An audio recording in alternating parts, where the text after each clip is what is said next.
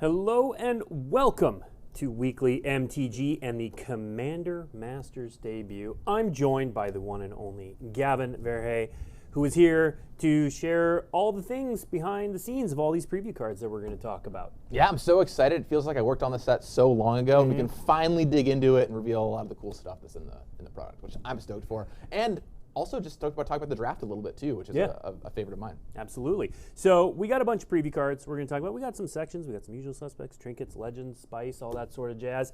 But Gavin, why don't you tell us, first of all, what is Commander Masters and what's unique about this product? Totally. So Commander Masters is a reprint set. The main set is all reprints from Magic's history. A lot of Commander staples in there, and you'll be seeing tons of them today as we go through the show. Now, Commander Masters, of course, you can just buy packs and crack them and get cool cards for your Commander decks, but you can also draft the set, which is something I'm always very passionate about, helping pioneer Commander draft in Commander Legends. And it's a lot of fun to me because when you sit down at the table, you draft. You can draft with as few as 4 people, or as many as 8+, which is awesome too. And at the end of it, you all have decks that are all about the same power level, right? You don't have to have that conversation of how strong is your deck. You're like, well, we just all drafted them. I passed you the cards, right? You know what's in there. And when you're done with it, what's really cool is you get to kind of have the starter of your own next Commander deck, which is a blast. So I've got an article coming out later this week that's a refresher on how to do Commander draft, and it's a lot of fun. There's also, we're not going to be talking about this part today, but the main set is all reprints. There are also 4 Commander decks coming out, and those Commander decks do have new cards. The themes, just as a recap, are Slivers, 5 colors, 0-color Eldrazi, so that's pretty cool. That's a big one, 3-color Jeskai Planeswalkers, and Abzan Enchantress. So they're pretty cool themes and kind of a bunch of fan favorite or very highly requested themes. And then finally, my role on the set, just so everyone out there knows, is I was the really early vision designer for the set. I started working on this product as I've wanted to do it for a long time. I've had this pitch of Commander Masters for ages, and people were on board to do it, and a lot of people helped make this happen.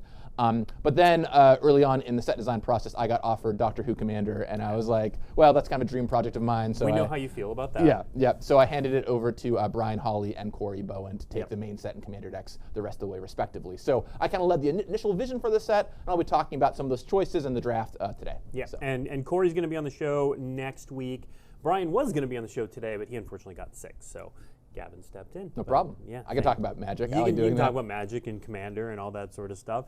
So, and we'll just say before we get started, hats off to both of them. They did a great job leading the set all the way through. So even though it's just my initial vision, and they really built the rest of the set around it, great job to them. Yeah, it's a fantastic set overall, and we're just kind of like tip of iceberg for previews today. So let's kick things off. We've got this section called the usual suspects because it's going to be a lot of the things people expect. It's the kind of stuff they don't even guess in chat because they just know it's going to be here. But they look cooler than ever. We've got some cool versions. So let's start off with number 1, obvious inclusion, Sol Ring. Yeah, and Sol Ring is finally here. Notably, it was actually not in the main set of Commander Legends or Commander Legends 2 Battle for Baldur's Gate. It's here in the main set here. You can draft it. You can put it in your draft deck, which is sick. And it has this awesome borderless version you can open with this new artwork by Mark Poole, this awesome Urza flavor text that's really incredible. And we were talking about some ways to make Commander Masters feel a little different from the previous 2 Commander draft sets. And while we wanted to make sure that there were like some cards that you were going to felt like made it a whole Commander deck. Right. And Sol Ring is such an iconic card. Yes, it's really strong and limited. Yes, it's very powerful. But hey, let's make sure you can have access to it. So it's here in the set at uncommon. You can draft it, put it in your deck, and draw it on turn 1, make everyone attack you. Tip to everyone: if you open Sol Ring, pick it. Probably a good pick. Pick it. Yeah. All right. Number 2 on the obvious list is Command Tower. It's right there in the name. There it is. We're going to do the thing. Command Tower is here, and once again, there's an awesome new borderless version by Donato Giancola that's super cool. And one fun thing that was really great about this set is getting to take a lot of these commons and uncommons that don't often receive booster fun. Like, you don't really get Command Tower booster fun very often because it's not in, it's in Commander decks, which don't often get booster fun. Right. Here, we're able to blow it all out, make some really cool versions of these cards, and I love seeing it. Yeah, it's a good card to always put in your Commander deck. You're going to draft, when you draft, the packs are 20 cards apiece, so you're going to end up with 60 cards at the end. You're going to only need like 35 or so of those as spells, so you can spend a pick or 2 on Command Tower. Makes your mana work and helps you cast your spells. Yeah, and you absolutely should. Another high pick here, and another common inclusion is Arcane Signet. That's right. Once again, with some brand new artwork by Drew Tucker, and I love the cadre of artists we got to grab for this. It's a mana rock. I mean, I probably don't need to explain to anyone watching this the show. It's a mana rock. It's powerful. We probably shouldn't have made it. It's super strong, and you said that before. You should draft it because it's always good, right? And one thing that you should note as you're drafting is normally when you're building your commander deck, you start off with your deck list with 8 mana rocks, 10 mana rocks, whatever. But in draft, you got to actually get those in your deck to draft them. You're not going to have 8 to start with. So picking these cards early is really good. They're super flexible. They will always go in your deck, and then you can bling out your commander deck with it later. Absolutely. All right, another card we see quite often. It's less of an obvious inclusion than our first 3, but still a pretty common inclusion, is Path of Ancestry. Yeah, and this was a card I designed all the way back in Commander 2017. Still big today. It fixes your mana, which is awesome, and lets you scry at least when you cast your commander. Keep in mind, in this format, you will often have 2 commanders because of a partner, so it'll let you scry even more. A lot of creature types to share with your commander there. So it's just a nice card. You're basically always going to play this if you have it as a mana fixer that gives you a little bit of extra scrying. And once again, some awesome new Mark Pool artwork. And I just love the artists we reached back into to grab all this stuff. And we wanted to have all the commons and uncommons you would expect. So here's some cards that you'll open a pack and be like, yeah, this will go right into my commander deck. Now, chat picked up on something you just said there about partner. Yeah.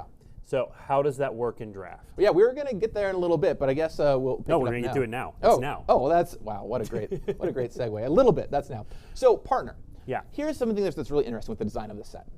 So when we were designing Commander Legends, we kind of figured out partner was the glue that made the whole thing run together. Because when you're drafting, you have to be able to pivot colors, and when you're locked into a 2-color legend, it's really hard.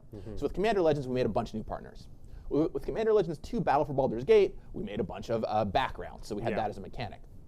One of the unique challenges for Commander Masters was we can't make new cards for it, so how are we going to do that? How are we going to make that work? And we tried a few things, and we came up with a really cool draft-specific rule. So in Commander Masters Limited, and only Commander Masters Limited, you can use any 2 mono or 0 colored legends as though they had partner, which is really fun. So if you have any blue legend, any red legend that's monocolored, you can team them up and have them be your commanders together, which is really fun because you get to make some pairings you've never been able to play before in Magic's history, right? You can put cards together that normally cannot sit in your command zone together for a really fun, really unique, limited experience. And there's a lot of fun mixing and matching of classic legends you've been able to do here. And it was something we came up with in design. There was such a fun wrinkle, and initially we're like, is this gonna work? Are people gonna enjoy this? And like after 2 play tests, it was clear this is the way to go. It is just awesome, and there's so many fun combos. And so just to be clear for everyone at home, this is for the limited draft environment only. Correct. And it's only for mono or 0 colored legends. That's right. So if you draft 2 colored legends, you can't have a 4-color deck. That's very strong. But you can play monocolor with 2 blue legends. You can play blue and red with the mono blue and mono red legend, and so on and so forth. And then, if you want to, rule 0 that to work in your other commander games, you can. But it is not a rule of the format. So. All right, cool. So, okay, now to help make that happen, we did reprint a card from previous Commander Legends when you were talking about partner and all that sort of stuff, which is our next preview card. Kind of a usual suspects now in this sort of draft environment. So, talk about the Prismatic Piper. Yeah. So the Prismatic Piper is a very funny card because it's one of the only Magic cards we've ever made where the goal is really to not have you use it.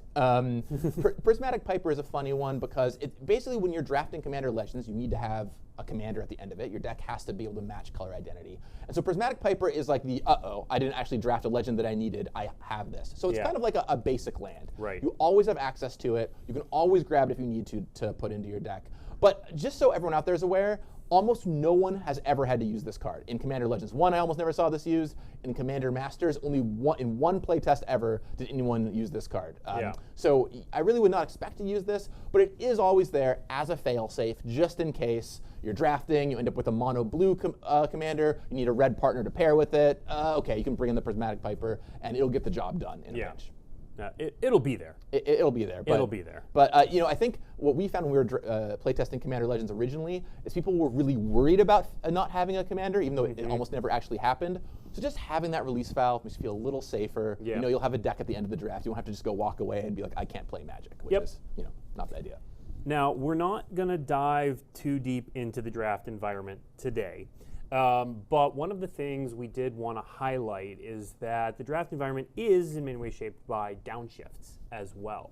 So while we're on the subject of the draft environment, let's show one of those downshifts, and you can talk a little bit about the draft environment before we get into it. Yeah, totally. So here's a downshift of Extinguish All Hope, previously a rare, now down to uncommon, with brand new artwork. So a couple things here. First of all, yeah, there's a handful of downshifts in the set. I mean, one of the things that about commanders, you need big creatures, you need big splashy plays, and you need board sweepers to help clear the board away.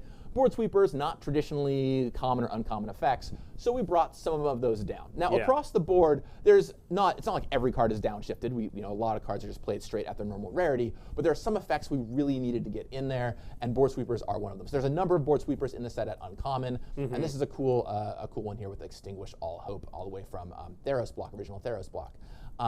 And for Pauper fans out there, there's some cool commons as well, so stay tuned. There's some brand new stuff there. And then for Limited, it's just fun because you get to play with cards in your draft deck that you normally would only see in Rare and some other set, and here you get to put your deck together using it. So there's some fun ones for sure. Yeah. Now, I think we're doing your article on the draft archetypes tomorrow. I think that's coming out tomorrow. That's right. But that's a very specific Wrath. Is that one of the archetypes in the format, in the draft format? There's not an enchantment deck really in the format, so it's mostly just it's a cool black sweeper. It's something we could downshift down, but there are certainly some archetype downshifted cards are in the format that you want to keep an eye out for. So there's a lot of cards that are like, we downshifted this specifically so it's at common or uncommon in this set to help out with an archetype. There's a lot of really cool legends we downshifted that are really, really exciting. So I can't wait for you to see some of those. And I've got an article coming out tomorrow with a ton of preview cards talking about the archetypes a little bit and some of these downshifts. So stay tuned for that. All right. Now we're going to move on to trinkets, and before we get into this, yes, I know trinkets are traditionally 1 mana. Yeah, can't trinket mage for any of the you cards we're about to show. You can't trinket mage for any of the things we're about to show. They're all 2 mana, but it works. It does. I'm going with it. Anyway, so obviously you talked earlier about 2 mana rocks and how important they are to Commander, and so we obviously wanted to include some more of those in here, and we've got a list of 6 here that we're going to talk about that are not as common inclusions. We haven't printed them as much. So let's start out with one of the oldest 2 mana rocks in the game, Felwar Stone. Yeah, and this has some really cool new artwork here by Randy Galgos. This is just such a great rock. It fixes your mana. It'll often in a Commander game get you all 5 colors, which is pretty cool. And you just, once again, a card you're always going to want to play, right? It's like an Arcane Signet style card. And, a lot of the other cards, Arcane Signet, for example, is in basically every Commander deck. Felwar Stone gets reprinted a little less often, so it's cool to be able to do it here and give it some fun new artwork to boot and a new life. But it's the other 5 cards, Blake, that I'm really excited about. The other 5 cards have been printed twice. The last time was 2014. We'll see if, I think some people in chat have them. Yeah. I started playing around the time that these were first printed, and they were some of my favorite cards, especially the blue one. Yeah, and these have been asked for a lot. Like, people have been asking for these for a while, and one of the things when we made the Commander reprint set is, hey, people are asking for this card for Commander, let's put this here. Should we show them to them, Blake? I think that's enough to do, yes. Let's show the first one. So, Pearl Medallion, yes, you're getting all 5 of these. They come in regular and foil etched. These were first printed in Tempest and have been really, really strong cards since then. Right, a mana rock is great because it's a 2 mana card. You put it down, it taps for mana. The thing about these that make them extra powerful is if you cast multiple spells in a turn, it'll reduce all of them. So it kind of gives you multiple mana. And that's not even counting things like if you're able to use the untap land spells to then untap your lands, or anything like that can actually generate mana for you off of these. So rituals with these, very powerful because they just net you mana. So these are cards that, especially for high-powered Commander decks, are really strong. But even for just run-the-mill Commander decks, very good. And one thing I love about them is they incentivize mono and 2-color Commander decks, which is often what you're drafting here. And they're way better in a mono-white deck than in a white-blue-green deck. So really, really exciting reprints, and I'm so stoked to have them all back here for you and at Rare to enjoy in the set. Yeah, absolutely. Yeah, like I said, I started playing in Ice Age, but Tempest was kind of one of my first full releases, and I've put these in every Commander deck I could. They made sense, not the 4 or 5 color ones, but yeah, really strong cards. Really excited to have those back and see what they can do. And I believe these are the first time these cards are appearing in foil, right? Because Tempest didn't have foils, and the Commander decks didn't have foils. I think that's correct. Should be. Yeah, you can get them in this awesome looking foil-etched version right here. Yep, absolutely. All right, and I do have the Pearl. I have some cards on this stack here. We can maybe look at the Pearl a little bit later when we kind of go through these. All right, now of course this is Commander Masters. We need sweet legends. Of course. So let's talk about some of those sweet legends.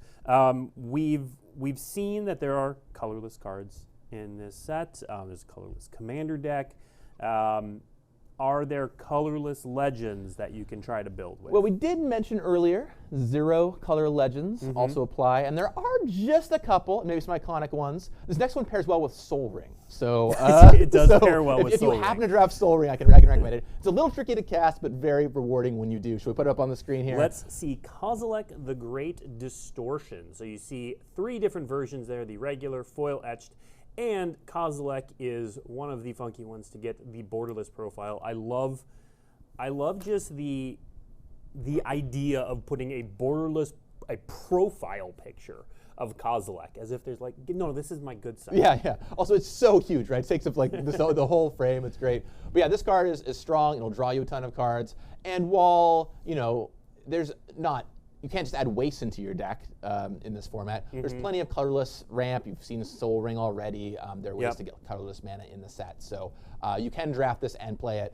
You will have to play a monocolored deck if you do that, because you'll probably have this plus a monocolored legend. Right. So it's a little trickier, but it's really fun to try and make happen. And every now and then in draft, you'll be able to pull it off. And of course, this is also one of the premier colorless commanders for just colorless decks in general. So it's a great one to open. And if you buy, say, that colorless precon I was talking about, well, this card will go right in there. Goes right in there. Yep, absolutely.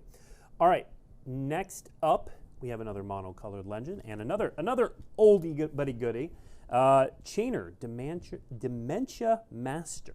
Yeah, this is all the way fresh from Torment, and kind of a style of card we don't really do that much anymore. It pumps all nightmares on the battlefield, which is kind of unusual. It brings things back over and over, which is kind of rough gameplay, but hey, it's a reprint set. It's Commander Masters. Yep. You can handle this. And to me, this is like an OG Commander. I remember building Commander decks way back in the day, and it was like, let's build our Chainer deck and see what happens. So it's a fun one. Note that it does exile all nightmares. If your opponent happens to have a nightmare on the battlefield, this will kill it when it dies. So that's always a fun little wrinkle. And this is an example of a monocolored legend that you could put in your command zone with another monocolored legend in the set. So it lets you make some really fun team ups. As you say, have a blue commander that self-mills you a little bit, and then a Chainer in your command zone, and you get this kind of 1-2 punch going on. So that's pretty cool. Absolutely. All right, next up we have another monocolored legend, another big favorite in the format. It's Krenko, Mob Boss. Yep. I mean, this is the premier Goblin Commander, certainly one of the premier Goblin Commanders, and this card can get out of hand so quickly. You drop it down, tap it, you make some Goblin tokens, next turn you make even more tokens.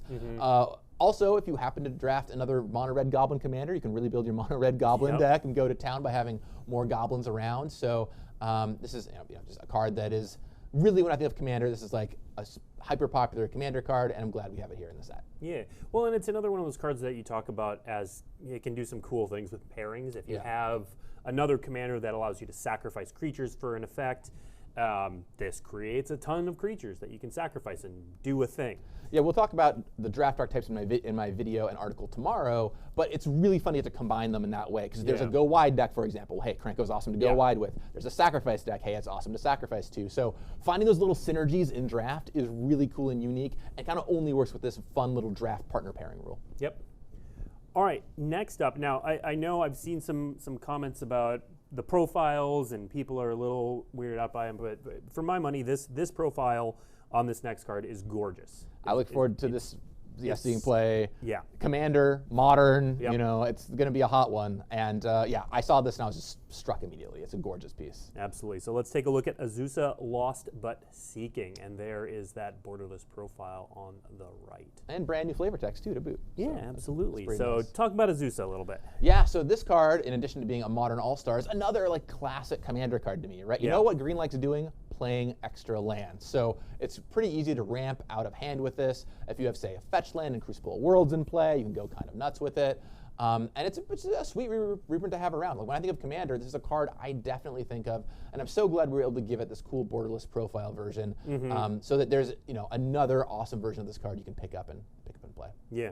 Yeah, I think as people see more of these profile pictures, they'll pick out their favorites and the ones that they like. I think the humanoid ones are very aesthetically pleasing right off the bat. I like the ones like Kozelek because it's silly. It's just like, yeah, no, pose this way, Kozelek, look over here while I get your good side. And we're going to see another one of those in a moment. I'll also say, we've never done this, what I'm about to say before, actually. It's really exciting. The draft archetype for blue-green is ramp. I know that's never happened. It's a brand new kind of deal.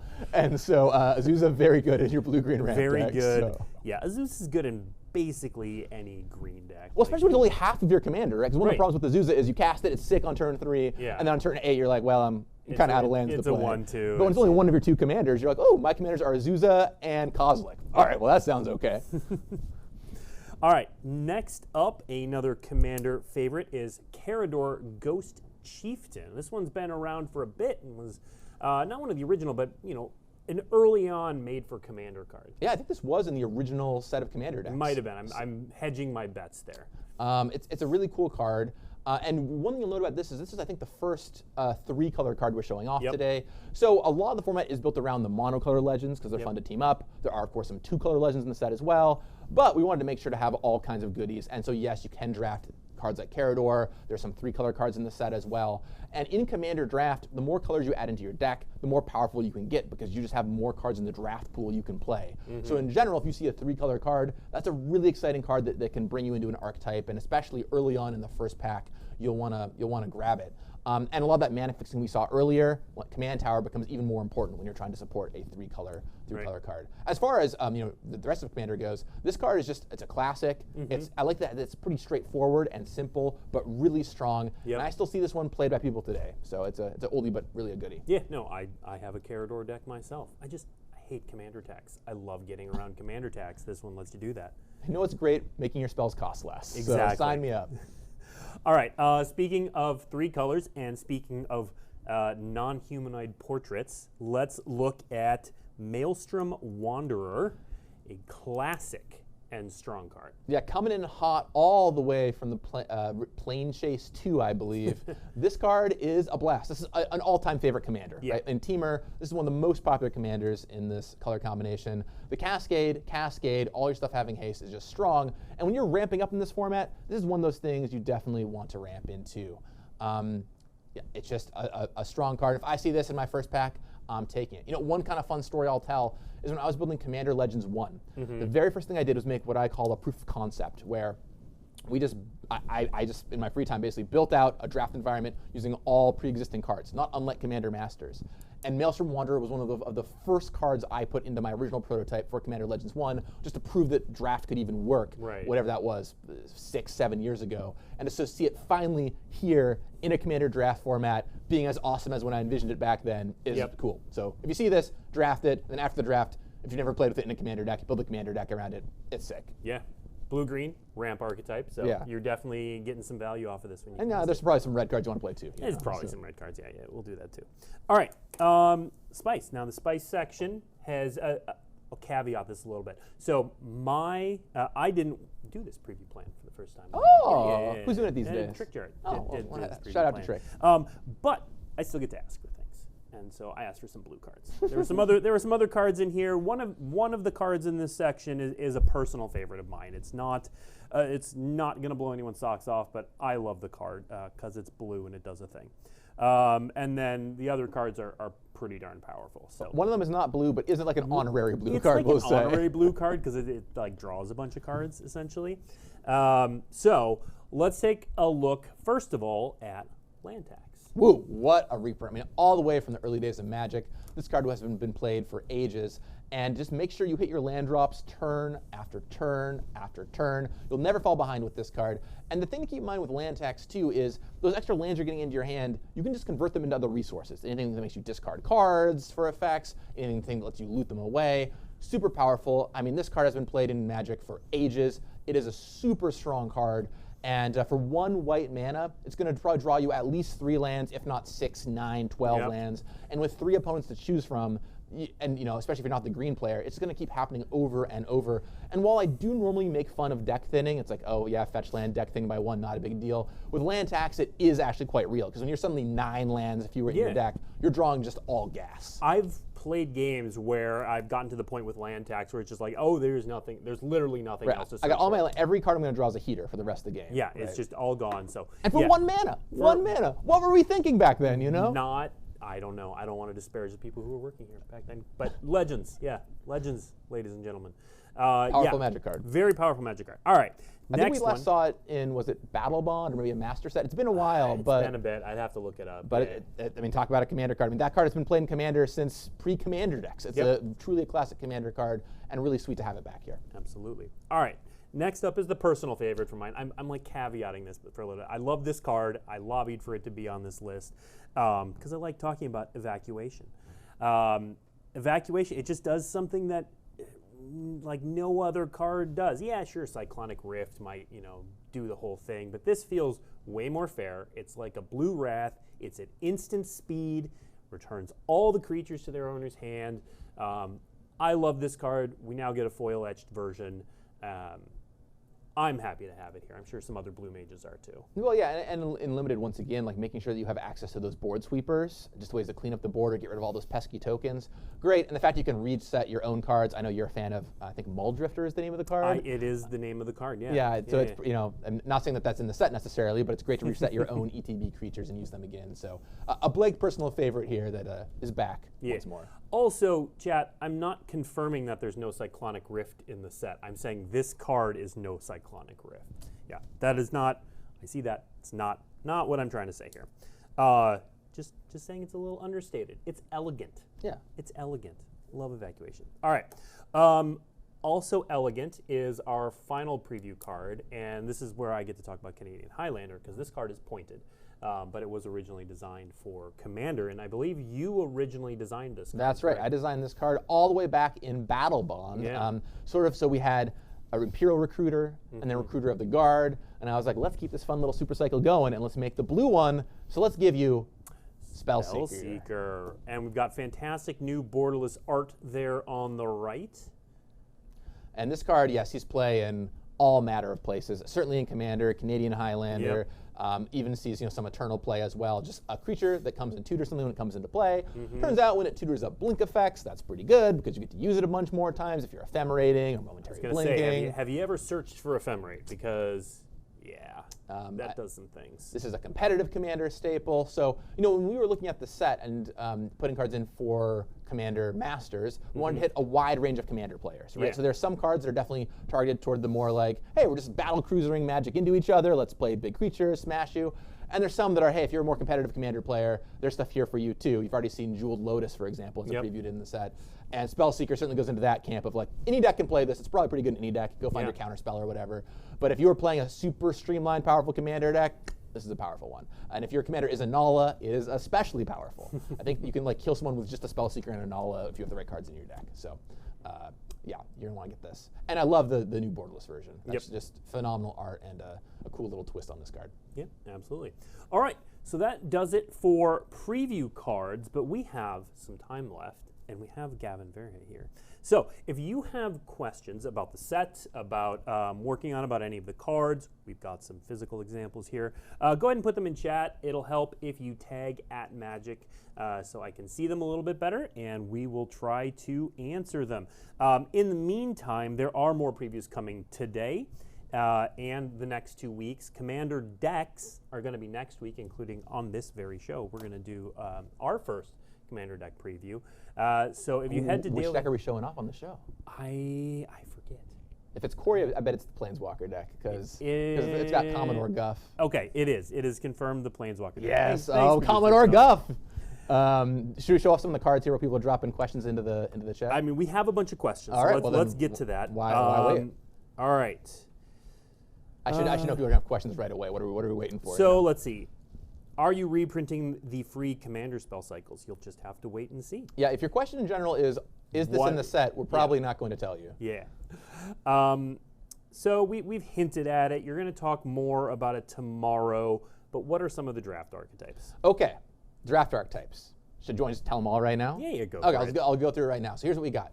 Blue-white is artifacts, so kind of like a go-white artifact deck. Blue-black is one of my favorites. It's like a graveyard reanimator deck, so you have like a little bit of flashback going on, but you also have some cheap reanimation spells you can bring stuff back with, so that's pretty cool.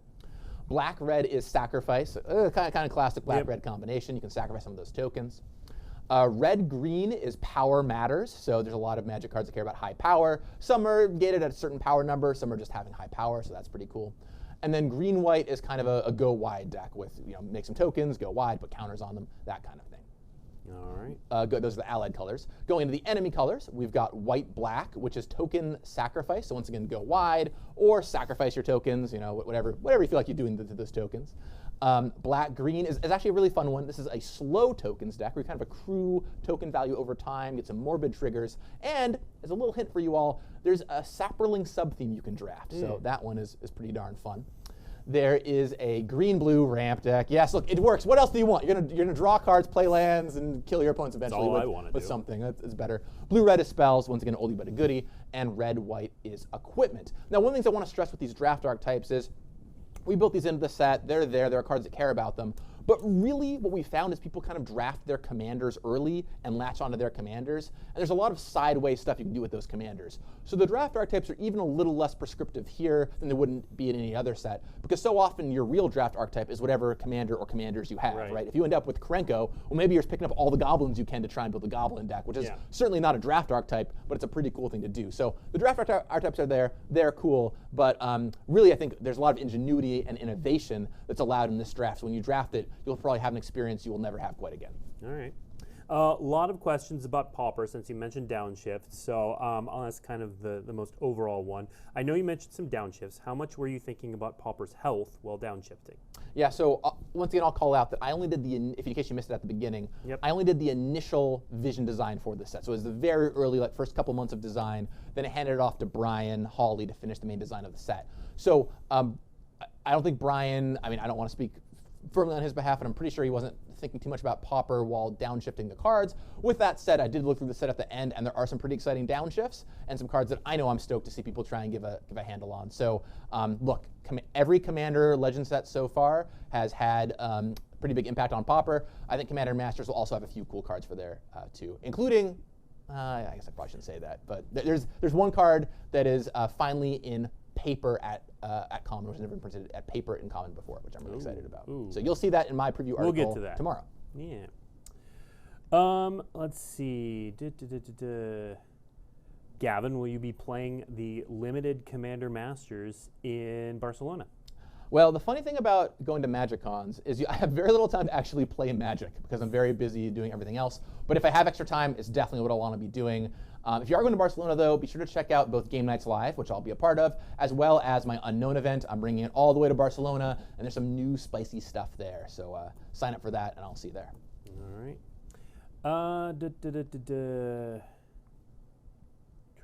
Chat, you are moving very fast right now. I appreciate all the questions. I'm just trying to keep up.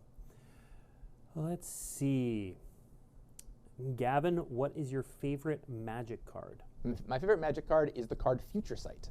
It's an oldie but a goodie. That's a good choice. Great card. It's great for me because it's a triple threat. I love it because it inspires cool decks. I'll qualify for the Pro Tour with it in a tournament where basically no one else was playing Future Sight.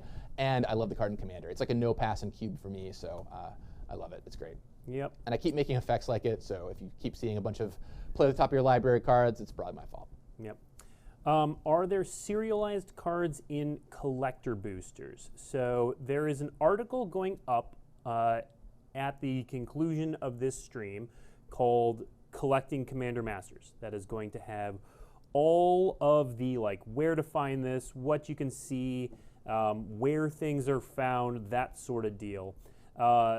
There are not serialized cards in this product. Yep. I did see, while we're on the topic of that, something that will be shown in the article is there was a question about are there retro frame cards in the set, and there are some basic lands with some pretty cool art. So if you open that article up when it goes live, there's some Elena Danner lands, there's some Rebecca Guay lands, and some Mark Poole lands. Yeah, so definitely check out that article to see what has been selected there. One thing that I think is cool is when you crack open a pack of Commander Masters, you just have like a bunch of goodness, right? There's a lot of cards in there that will go right into your Commander decks. A lot of staples were shown off today, a lot of cool legends. And my hope is when you crack open a pack, you find stuff for your deck that you'll be excited to put in there. Yep. So we'll go over this again for anyone who missed it at the top of the stream. Are there any new cards in this set? Will you talk about how that works? Yeah, so the main set has no new cards. It's all reprints, although there might be some deep cuts that you might not know existed before, so keep an eye out for those. But in addition, there are 4 Commander decks, and each of those 4 Commander decks does have new cards in the same way that our Commander decks normally have new cards. So once again, if you missed it, there are 4 Commander decks. We'll be talking about those more next week, but there are 5-color Slivers, 0-color Eldrazi, Jeskai Planeswalkers, and Abzan Enchantress. So stuff that is really wild. And in fact, when we were building the Commander decks, we're like, what are things that the main set cannot support? Because Slivers take a huge footprint, for example. And we're like, let's make Commander decks out of these fan favorite asks. So I wanted to do a Sliver deck since I lived Commander 2017. So stoked to finally bring it to life here. Yep. And hats off to Corey Bowen, who did a great job on it. I have an interesting question that you may or may not be able to answer. Okay. I think I know the answer, but I don't know it for sure. So someone asked, of cards that are getting their first reprint in the set, which one basically came out first? What has been the longest run between it getting reprinted now and it originally being printed? Oh, wow. That's a great question. And I do not know the answer off the top of my head. I feel like it's got to be one of the Portal cards. Yeah, I mean, so we've already shown off Personal Tutor. Personal Tutor, right? And that came out. Capture of Jingzhu. Yeah, Personal Tutor came out. Its only printing was in Portal's second age, right? Which is 97, 98. Something like that. That's a pretty long one. But the thing about master sets is sometimes there's like a weird common we found from like antiquities that we like dropped in for the first time. So I don't want to say that for sure, but Personal Tutor is definitely that's a deep cut one. There's a couple Portal cards in the set, so I believe. Is this set on Arena? No, it is not. Is it on Magic Online? I believe it's on Magic Online. So there you go. Yeah. I know people had a lot of fun with Commander Legends. Yep. Are there any new cards which are only available in the collector packs? So yes, that is a great question. So the collector packs do have some of the new Commander cards in them. Right. Yeah. So if you want, for example, the borderless version or extended art version of the cards in the Commander decks, those can be found in the collector boosters, for example. Yep. So that's something you can keep an eye out for. Yeah, and I'll just run through the different frame treatments and where you can find them real quick. Again, this information is going to be in the Collecting Commander Masters article, but it's great to go over here. So borderless cards, we've shown off a few of them, can be found in any type of pack. Draft boosters, set boosters, collector boosters. There is at least one borderless card in every set booster, and collector boosters have 5. There you go. Yeah. Lots of goodies. The borderless frame break, so that's like this little card here. You can find those in every pack. They are not in every pack of every pack, if that makes sense. You can't find them in every collector booster. They will be in some collector boosters. Got it. The profiles, same deal. You can find them in every pack. They will not be in every pack. Extended art commanders can only be found in collector boosters, but there will be one in every pack. And then the retro basic lands, which again are you can see in the collecting article. They're not in draft boosters, but there's one in every set booster and one traditional foil in every collector booster. Cool. And once this article is going to go up right after this stream finishes, so go check it out. Let's see. Okay. Oh, great question. We were talking about this right before the show. Will you be doing a teaser video hinting at cards coming in the pre-cons? It should be out on Friday. So we're going to be previewing all the pre-cons next week. So we'll get through the main set previews this week, and then on Friday I'll hit you with some fun teasers for the pre-cons, let you speculate over the weekend. Yeah. So stay tuned for those. So here's a good question that will lead to this. Will there be special foil treatments like the Galaxy Halo or a new one? So yes. So we talked about this. We've got textured foils if we can get in. There we go. So what you see here, we showed this off before, and I actually took this actual card to Magic Con Minneapolis. Wow, that is gorgeous. So this is a textured foil, Jeweled Lotus. This is a foil etched Jeweled Lotus, so you can see the difference in those two treatments. That first Jewel Lotus was also the frame break. This is the textured foil Dragon in the profile. Really pretty as well. And then that is a etched foil Dragon. So yeah, there are etched foils, textured foils, and regular foils. So here is Arcane Signet. We'll show some of the, there's that Soul Ring. Oh, that Soul Ring looks so sick. Yeah. That's awesome. Oh, I'm going to be seeing that across the table for me. Oh yeah. Here is that etched foil Pearl Medallion. All 5 medallions back in case you missed it earlier. Yep. And first time in foil, so that's pretty rad. And then there's the traditional foil for comparison. Here, we'll put those side by side because that's the cleanest comparison we have. Mono white players rejoice for Pearl Medallion. And then there's that Capturing Zoo that we talked about. We showed that one at the first look. Again, an etched foil. Oh. Yeah, there's that gorgeous Azusa profile. Love that. Yeah.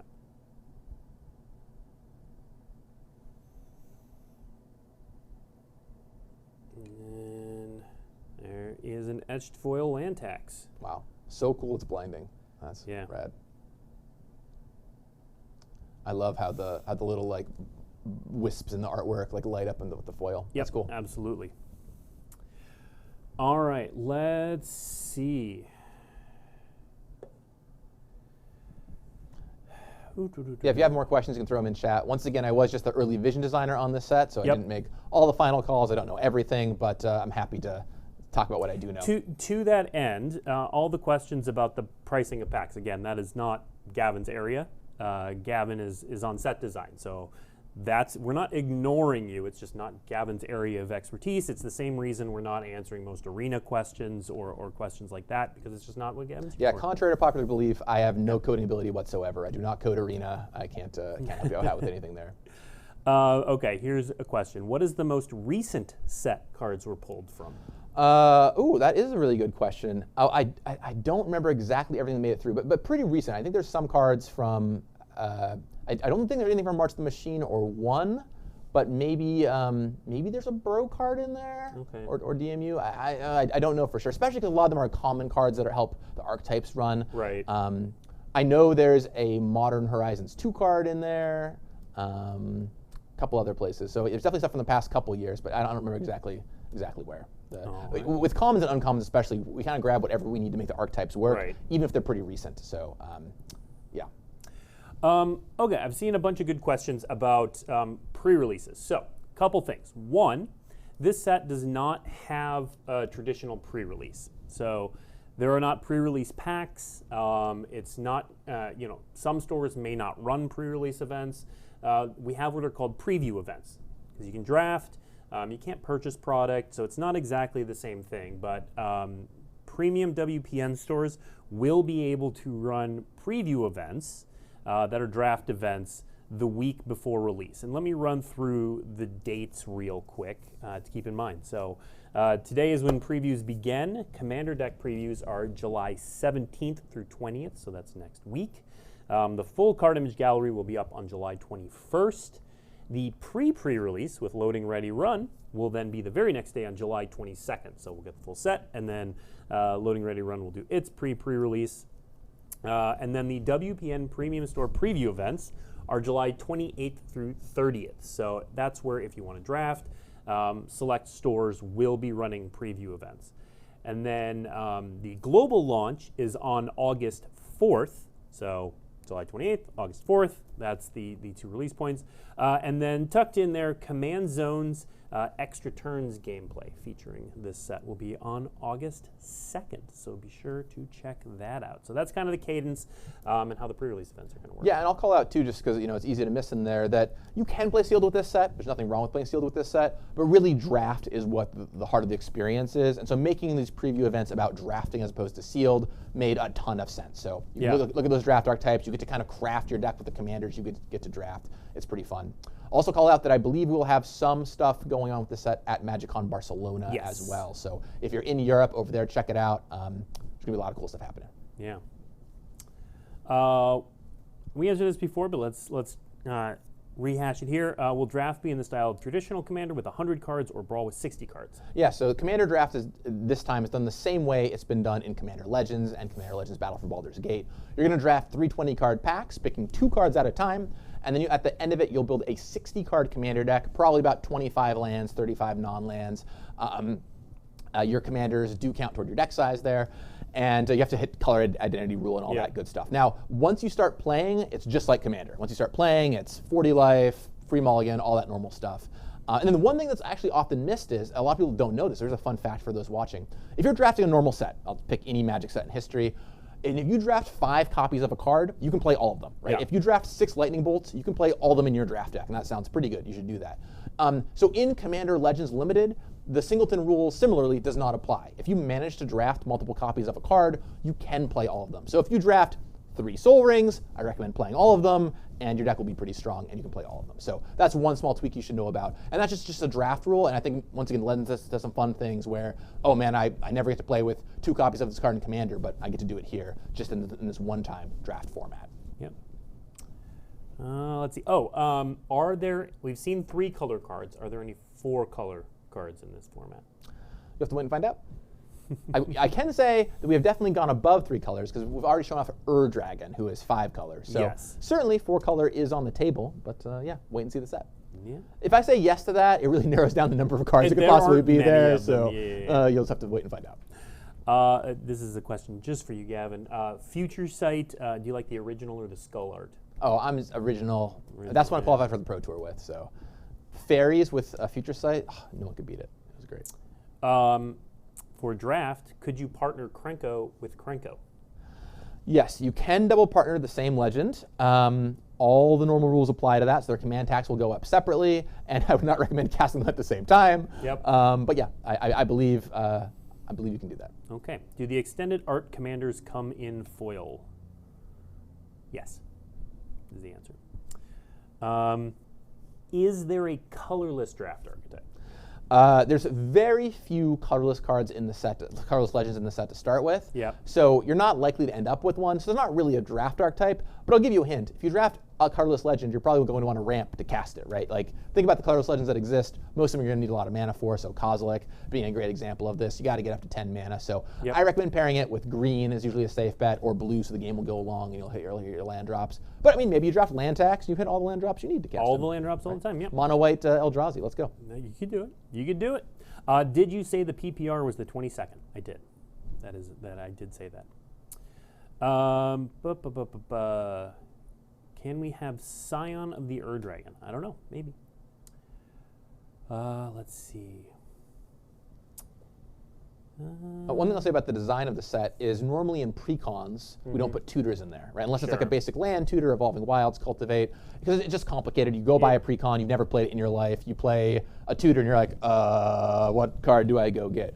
One thing that's really fun about our draft environments and our sets is because you're building your deck, you know what's in there. So there's a little bit more tutoring here. We've already shown off Personal Tutor, Spellseeker. So some of those big tutor hits, or not all of them, but some of them you'll find here in this set. So Sign of the Dragon, normally not a card you really find, but could be on the table. I'm not saying it is or isn't in here, but it could be on the table because of that rule. Yep. Which of the precons are you most excited for? Well, I mean, I love them all, obviously. You know, they're exciting themes for me, but I got to root for my boy Commodore Guff. You know, I've wanted to get Guff printed for a long time. It's finally here. It's a really cool theme. But I will say that in design, so I led the initial version, the initial design. I picked out the deck themes before handing it off to Corey. The deck that I actually led in the design process was the Slivers deck. So one of the fun things I got to do without giving anything away was finding all the neat commander things would be cool for Slivers to do, and then putting them on. So for example, the face card, Sliver Gravemother, has Encore, so it's a fun commander-only ability to grant your Slivers. Not the only thing like that you'll be seeing, so there's some fun ones in there. Yeah. So I would say, I think the colorless one, but only because I have yet to build a colorless deck, and it'll get me started. The colorless one, led by Daniel Holt, was the biggest challenge, in my opinion, because you just don't get, for the most part, you don't get instants or sorceries, right? You got to do it the old-fashioned way. And I'll I'll even let you know, I guess I'll just give it away now, that there is at least one new colorless instant or sorcery in the deck, so that's cool. You can look forward to that. Yep. But yeah, mostly your deck is all permanents, and so that's a very interesting design challenge.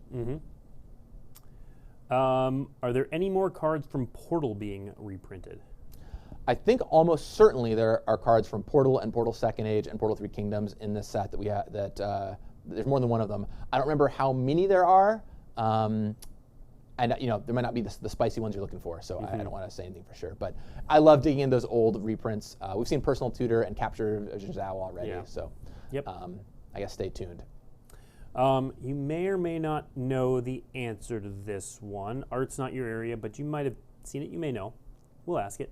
Will there be any cards newly themed for Innistrad like Personal Tutor was for Strixhaven? Yeah, so one really cool thing, we haven't talked about that much on the stream today, Blake, but one awesome thing about this set is we did get a ton of new artwork. Yes. There's a ton of cards from common all the way up to rare that have new artwork on them, which is really cool. And I love the chance to get to reface some of those commons and uncommons that have just used the same art piece over and over. I would guess, given that Innistrad is one of our most popular planes, there's always zombies rolling around somewhere, that there probably are some new cards set on Innistrad, but I don't know for sure. Off the top of your head, yeah. But I'd say probably. Very good chance. All right.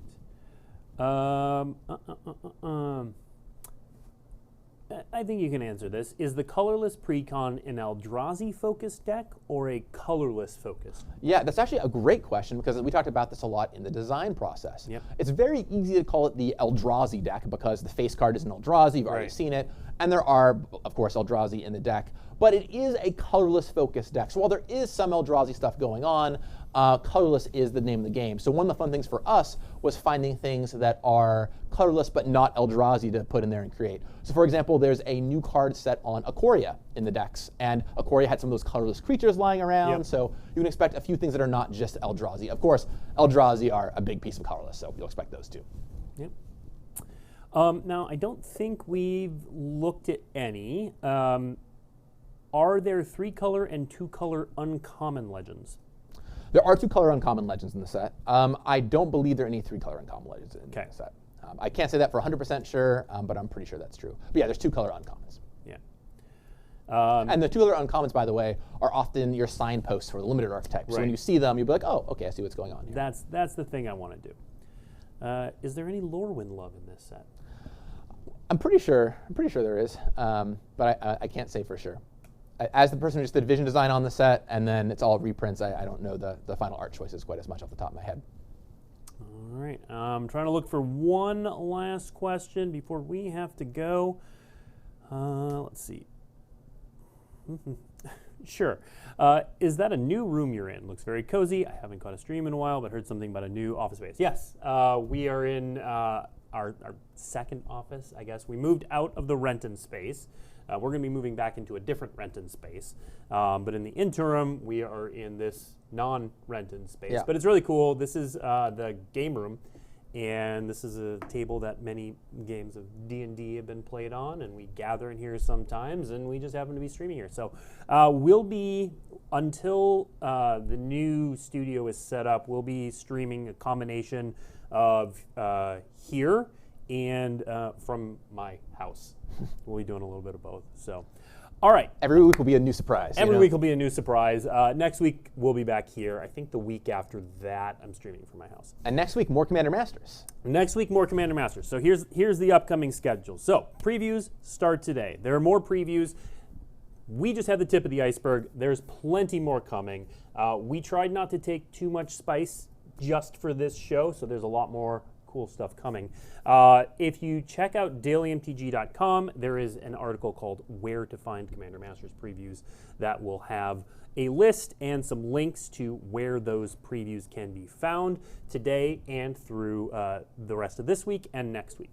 Commander previews for the decks, specifically the pre-con decks, will happen the 17th through the 20th. We're going to be doing one deck each day, including here on this show with Corey next week, where we'll be doing the Planeswalker deck. Go Guff. Go Guff. Yeah, big fan of Commodore Guff. Other than that, definitely check out WeeklyMTG for that collecting article, and look for more previews around the web. And then you've got an article on draft archetypes and such coming out tomorrow. I've got an article and video coming out tomorrow with draft archetypes, and it has a ton of preview cards, like I think 10, 15 preview cards. So check it out tomorrow. A lot of the juice to make draft work is in there, and I talk about some fun downshifts too. So it'll be up on WeeklyMTG around 8 a.m., and my video will be going up around the same time. Yeah. So. All right. So thank you for tuning in, and we will see you next week.